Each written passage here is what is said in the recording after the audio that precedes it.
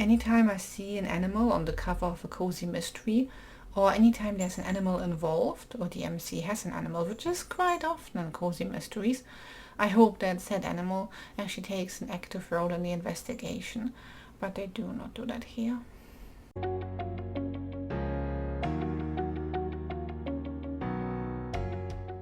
Hi folks, welcome back to my channel. I'm Kat, and today I would like to talk about Knitted and Knife by Tracey Drew, the first book in a Knitty Kitties Mystery.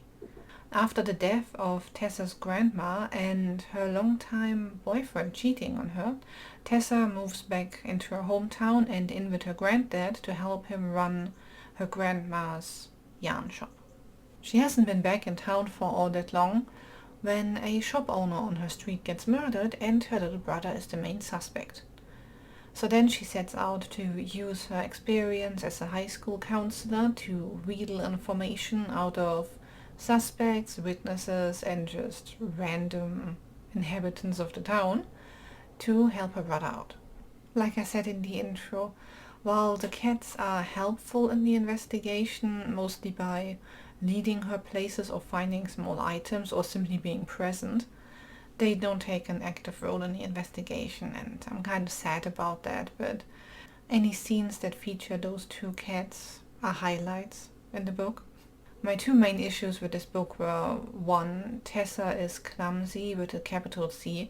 She runs into everything, she pushes things over constantly, and it's supposed to make her look cute or helpless in the eyes of some of the male characters, I suppose, but I just found it annoying because it's been done so much.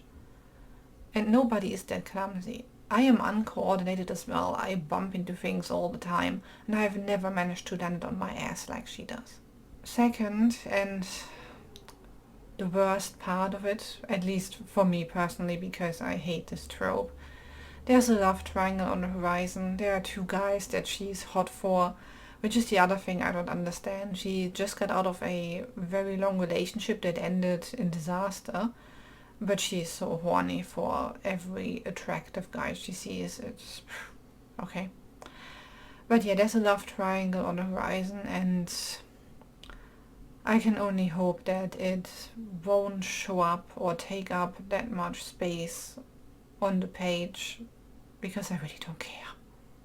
For now I'm a little confused about some characters, because you get introduced to all of the ladies and the one guy, I suppose, that take part in the classes that they're offering in this yarn shop as well.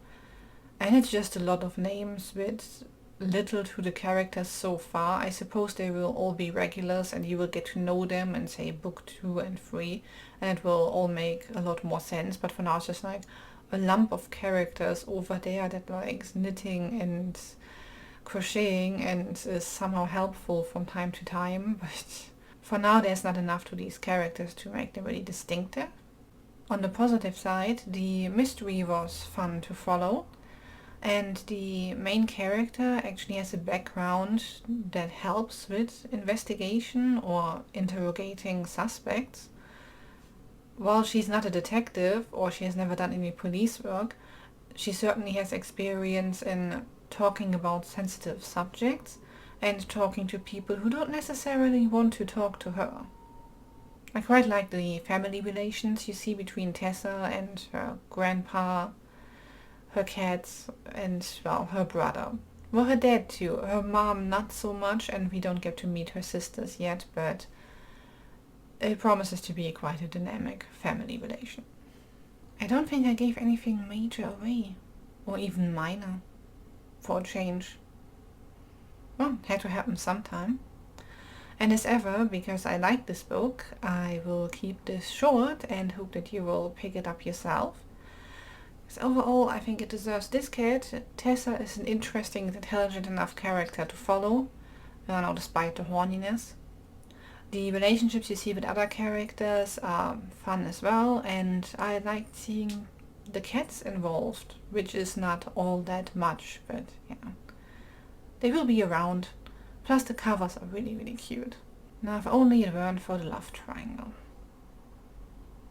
I can still hope that There's a scene where these two guys are glaring at each other, which is, I suppose, to tell you that there's some history between them.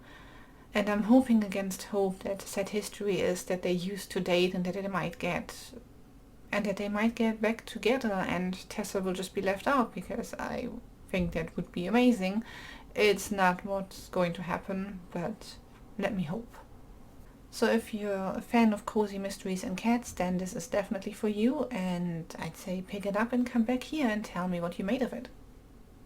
Let me know in the comments what is your favorite cozy mystery featuring cats. Thank you so much for watching. Like and subscribe if you want to help the channel out, and I'll be back next week with another video. Bye folks!